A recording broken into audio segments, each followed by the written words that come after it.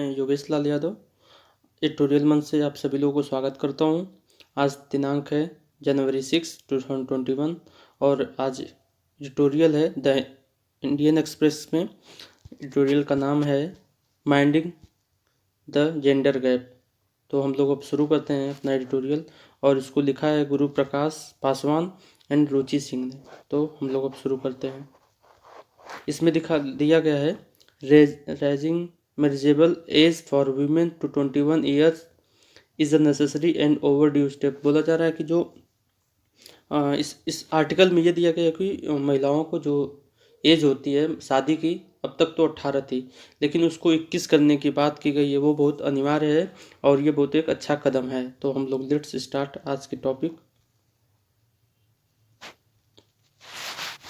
India has taken a progressive step to realize Goal 5 of the Sustainable Development Goal (SDG). Goal 5 category asks nation state to formulate policies to achieve gender equality. बोला जा रहा है कि जो SDG sustainable development goal है, इसमें 17 गोल रखे गए हैं। SDG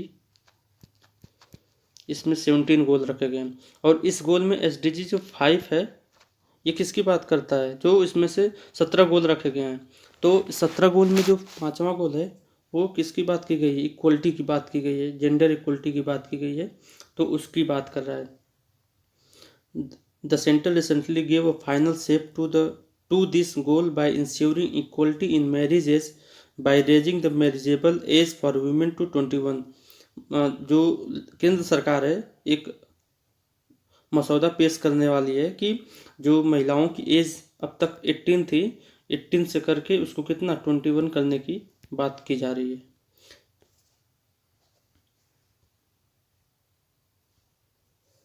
India had ratified the convention on the elimination of all forms of discrimination against women इन 1993। जो एक कन्वेंशन है किस पर? जो एलिमिनेशन मतलब उन्मूलन, ऑल फॉर्म ऑफ डिस्क्रिमिनेशन मतलब भेदभाव, अगेंस्ट वीमेन, वीमेंस के अगेंस्ट के वीमेंस को जो भी डिस्क्रिमिनेट करने का जो भी तरीका है उन सबको हटाने की बात की गई थी 1993 में। कहाँ पर? यूनाइटेड नेशन में। Article 16 of the convention strictly forbid child marriage and ask government to identify and enforce the minimum marriage age for women. इसमें क्या है? जो आर्टिकल 16 ऑफ द कन्वेंशन, इस कन्वेंशन का जो आर्टिकल 16 है वो किसकी बात कर रहा है? फॉरबिड चाइल्ड मैरिज मतलब निषेध, फॉरबिड मतलब निषेध होता है, चाइल्ड मैरिज मतलब बाल विवाह पर रोक लगाने की बात कर रहा है। And ask government to identify and enforce the minimum marriage age for women. और क्या करता है जो इसका 1993 का जो कन्वेंशन है, समझौता है, वो क्या करता है कि बाल विवाह पर रोक लगाता है और गवर्नमेंट को बोलता है कि आप कम से कम एक निर्धारित उम्र करिए महिलाओं लड़कियों की शादी के लिए।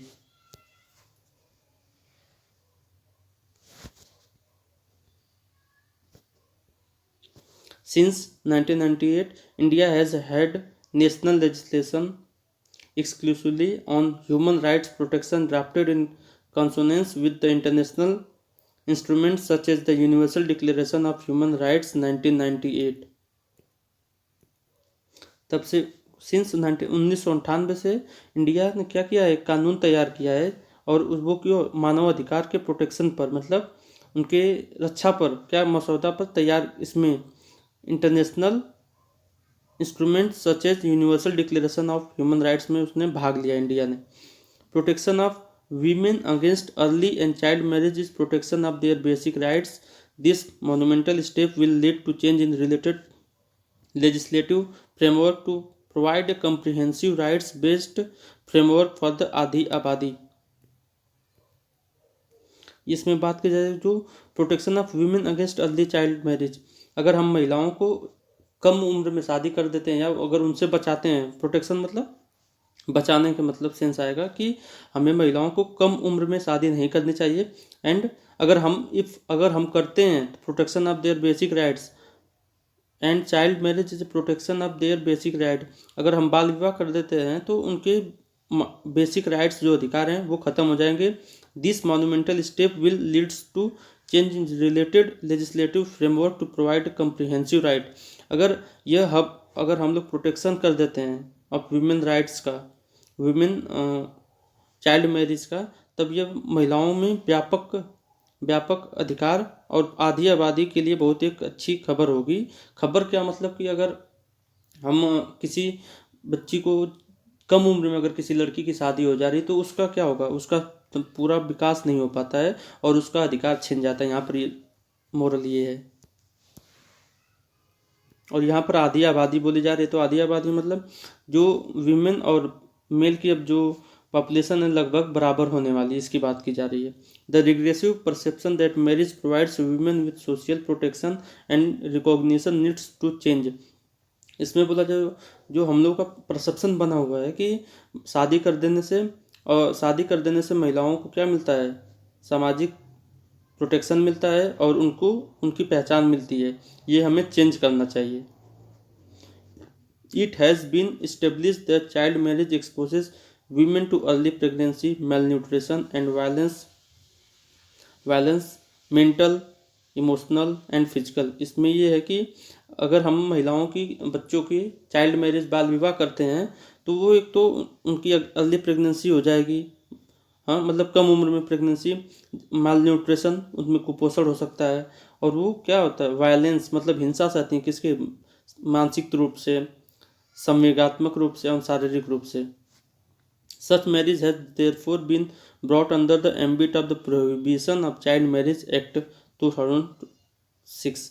इसमें बोला जा रहा है कि ऐसी शादियों को क्या करना चाहिए, किसके अंदर दायरे में ला देना चाहिए। एम्बिट मतलब दायरा होता है, प्रोहिबिशन ऑफ चाइल्ड मैरिज बाल विवाह निषेध अधिनियम 2006 के अंतर्गत ला देना चाहिए। However section 2(1)(2)(a) of the act declare women under the age of 18 to be children, while for men this age is 21। इसमें दिया गया जो जो एक्ट है इसमें सेक्शन 2(a) में लिखा गया कि जो वीमेन होंगी उनकी एज 18 मैरिज की और जो मेल होंगे उनकी 21 की बात की गई है।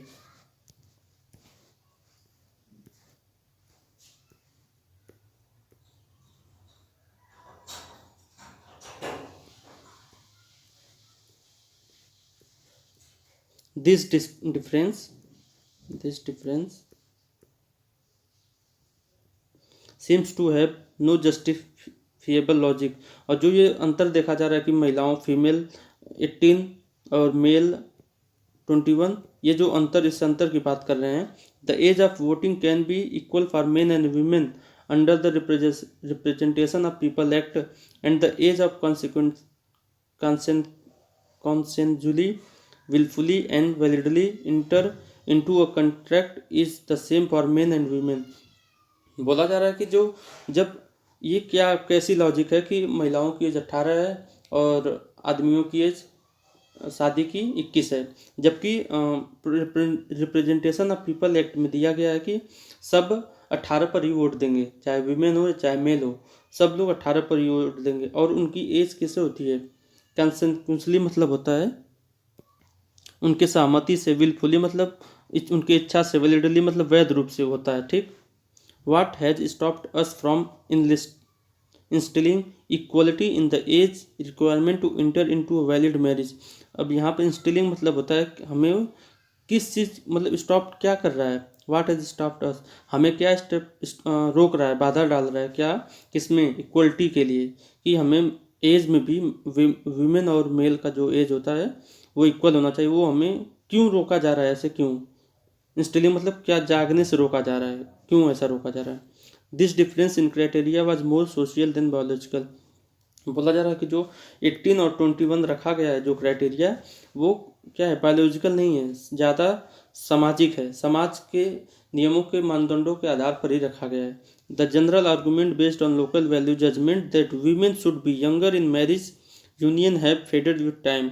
जो महिलाओं का जो शादी का संघ होता है वो उसका जजमेंट होता है कि उसका न्याय होता है कि न्याय तर्क देता है कि जो लड़के होते हैं, लड़कियां लड़कों से कम उम्र में ही होनी चाहिए शादी के टाइम, लेकिन ये धीरे धीरे ऐसी कोई मान्यता धीरे धीरे खत्म हो रही है। Today women stand on equal footing to men in all possible spheres of life. लेकिन वर्तमान समय में क्या है कि औरतें आदमियों के साथ साथ मतलब एक अपने पूरे जीवन में all spheres possible spheres of life जित जहाँ भी हैं एक एकदम इक्वल फुटिंग मतलब पैर से पैर मिलाकर चल रही हैं, मतलब बराबर। Equality emanates from equal laws and social transformations are both the persecutions of law and the consequences of them। इसमें यह बोला जा रहा है कि जो इक्वलिटी है, समानता कहाँ से पैदा होती है, उत्पन्न होती है। अगर हम इक्वल समान नियम में और social transformation are both precursor of law, मतलब क्या होता है कि जो सामाजिक बदलाव और एक समान नियम क्या होते हैं, एक नियम के क्या होते हैं, अग्रदूत होते हैं, और उनके इक्वलिटी उनका परिणाम होती है, ये बात कही जा रही है। A change in law also fundamentally changes social perception in progressive society. अगर हम किसी नियम में चेंज कर रहे हैं, बदलाव कर रहे हैं, तो वो साधारणतः क्या करेगा, उस समाज के परसेप्शन, जो लोगों का जो विचार है पूर्वगामी, उसका भी उसमें भी प्रोग्रेसिव सोसाइटी में भी बदलाव लाएगा उसमें। The equality in marriage is brought about the Narendra Modi government will add to its many initiative to promote women's education। जो और हमारे प्राइम मिनिस्टर के द्वारा, नरेंद्र मोदी जी के द्वारा जो ये लाया जा रहा है इक्वलिटी के लिए, मैरिज में, शादी में जो समानता की बात की जा रही है, ये क्या करेगा, वुमेन्स एजुकेशन को भी प्रोत्साहन देगा। क्योंकि जब अगर कोई लड़की कि 18 वर्ष में शादी हो जाएगी तो वो पढ़ेगी कैसे। इन लोगों का तर्क ये है कि 18 अगर शादी हो जाती है तो पढ़ेगी कैसे, लेकिन ऐसा तर्क है इन लोगों का जो गवर्नमेंट ला रही है। As per the all India survey on higher education, the enrolment of female student in higher education has increased from 46.2% in 2015 to 16 to 49% in 2019 to 20। मतलब बोला जा रहा है कि all India survey on higher education ने एक सर्वे किया जिसमें देखा गया कि 16.2% कितना 16.2% था 2015-16 में, और 49% हो गया, 59% हो गया 2019-20 में। किसका, फीमेल का enrolment. The overall growth of female student enrolment between 2015 to 2020 has increased by 18.2%। बोला जा रहा है कि जो ओवरऑल जो फीमेल का, महिलाओं का, लड़कियों का जो नामांकन हुआ है, कितना 2015 से 2020 में 18.2% बढ़ा है।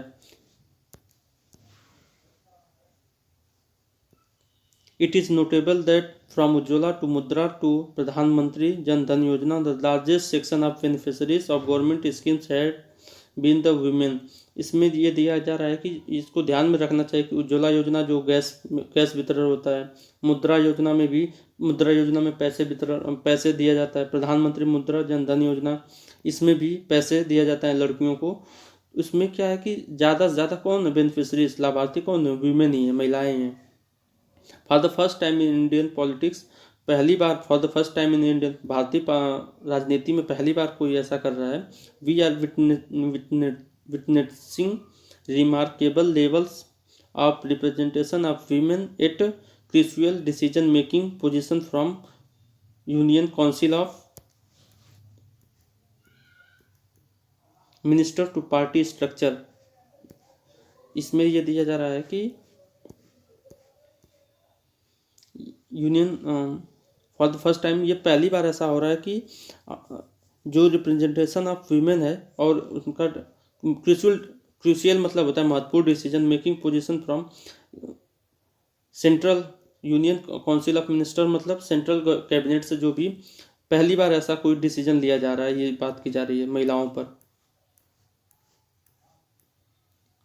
Women's empowerment will get further fillip with equality in marriage act। women empowerment will get further fillip with equality in marriage act। Fillip मतलब होता है प्रोत्साहन, तो होगा जो women empowerment, महिलाओं का जो विकास होगा। empowerment मतलब तेजी तेजी विमेन एम्पावरमेंट मतलब सशक्तिकरण होता है, ध्यान नहीं आ रहा था मुझे। Women empowerment will get further fillip, उसमें महिलाओं के सशक्तिकरण में बहुत तगड़ा प्रभाव पड़ेगा, मतलब प्रभाव प्रोत्साहन मिलेगा। क्यों? इक्वल अपॉर्चुनिटी इन मैरिज में अगर हम लोग इक्वल समानता दिए देंगे तो उनमें एम्पावर और ज़्यादा हो जाएंगे महिलाएं। The institution of marriage is India is one of the pillars that hold up the customs and norms of the society. जो शादी की जो संस्थाएं, जो रीति रिवाज होते हैं, और यही एक पिलर के रूप में काम करती हैं किसके? समाज में मापदंड के लिए। Several arguments have been raised on why shouldn't the government make the existing legislation on the prohibition of child marriage act more stringent or make such marriage wide ab initio in all cases। बोला जा रहा है several argument have been raised, बहुत से वो तर्क दिए जा रहे हैं कि क्यों ना सरकार किसमें, चाइल्ड मैरिज एक्ट में ही बहुत ज़्यादा सख्ती लगा दे, और या तो ऐसे मैरिज को क्या कर दे, एकदम शून्य कर दे, कि मतलब अगर कोई कर रहा है तो उसको बहुत ज़्यादा पनिश हो, उसकी बात की जा रही है। But we often tends to forget about equal rights for women in terms of their age of marriage. लेकिन क्या होता, हम लोग भूल जाते हैं क्या, कि equal rights of women in terms of their age of marriage. हर तरीके की तो इक्वलिटी की बात की जा रही है कि हम महिलाओं को 18 पर वोट देंगे, जैसा कि सब लोग देते हैं, शिक्षा या सब कुछ, लेकिन हम यहाँ पर भूल जा रहे हैं कि उनका एज में भी क्या होना चाहिए, इक्वलिटी होनी चाहिए, समानता होनी चाहिए। Presently, a child marriage is voidable and the law gives the parties 2 years from date of solemnization to file a petition to nullify it। वर्तमान समय में चाइल्ड मैरिज एक अवैध है, and law gives the parties, मतलब कानून क्या कहता है, 2 साल का समय देता है पार्टीज, मतलब दोनों दल को, विमेन और मेल दल को, पक्ष को, कि अगर कोई शादी कैंसिल करना चाहता है या फिर कुछ वो करना चाहता है तो वो 2 साल पहले क्या करे, पिटीशन मतलब याचिका दायर करे। If man can nullify such a marriage till the age of 23, जो यदि अगर कोई आदमी 23 की उम्र में अगर कोई शादी को अमान्य कर रहा है, why should this age be just 20 years for women. और ये क्यों उम्र रखी गई है कि लड़कियां 20 साल तक ही ऐसे पिटीशन दायर कर सकती हैं। Sometimes objective equality is the need of the hour. कुछ समय कभी कभार बोला जा रहा है कि objective equality is the need of the hour. ये मतलब ऑब्जेक्टिव छोटे छोटे जो चेंजेस होते हैं वो बहुत ज़्यादा मैटर करते हैं। ऑफ द आवर, नीड मतलब ज़रूरत, ऑफ द आवर मतलब importance. Any justification biological, social और data and research based can not justify the inequality in age between men and women to enter into a valid age. बोला ये any justification, कोई भी judgement मतलब कोई भी निर्णय, चाहे वो बायोलॉजिकल हो या सामाजिक हो, एंड चाहे वो उस रिसर्च बेस्ड हो चाहे डाटा बेस्ड हो, वो जस्टिफाई नहीं कर सकता इनक्वलिटी किसमें, महिलाओं और मर्दों में, महिलाओं और मेल में, क्या कि समान उम्र होनी चाहिए। इस पर कोई जस्टिफाई नहीं कर सकता कि क्यों ऐसा महिलाओं की उम्र 18 होनी चाहिए कोई, और क्यों पुरुषों की एज 21 होनी चाहिए, उसको कोई जस्टिफाई नहीं कर सकता है। India decided in 1954 with the special marriage act that age must be one of the basic requisite of a valid marriage. बोला जा रहा है कि जो इंडिया डिसाइडेड 1954 में क्या स्पेशल मैरिज एक्ट लाया, और उसमें क्या हुआ कि age must be one of the basic requisite of the valid age. उसमें स्पेशल मैरिज एक्ट में दिया गया, बोला गया कि जो शादी की एक मांग, रिक्विजिट मतलब होता है मांग, एक वैलिड उम्र होनी चाहिए। द मल्ली flaw was not having equality in this regard. और सबसे गलत मतलब फ्लॉ मतलब कमी थी इस नियम की, स्पेशल मैरिज एक्ट में, not having equality in this regard. लेकिन इसके द्वारा कोई ला इक्वलिटी समानता की बात नहीं, समानता नहीं हुआ। अब दिस इज बीइंग करेक्टेड, और इसे सुधारा जाना चाहिए। The NITI Aayog task force constituted under the leadership of the Prime Minister has done a commendable job in proposing such a move to empower India's data ancestor। जो नीति आयोग है उसको जो उसके अध्यक्ष प्राइम मिनिस्टर होते हैं, उन्होंने एक सराहनीय काम किया है कि यह एम्पावर करने के लिए महिलाओं को और लड़कियों को और अपने बहनों को सशक्तिकरण करने के लिए। The writers teach at Patna university as assistant professor. Paswan is also national BJP spokesperson BJP. जो जिन्होंने ये आलेख लिखा है एक पटना यूनिवर्सिटी में असिस्टेंट प्रोफेसर है, और पासवान दो लोग थे वो, और स्पोक्सपर्सन है बीजेपी के प्रवक्ता हैं। Thank you.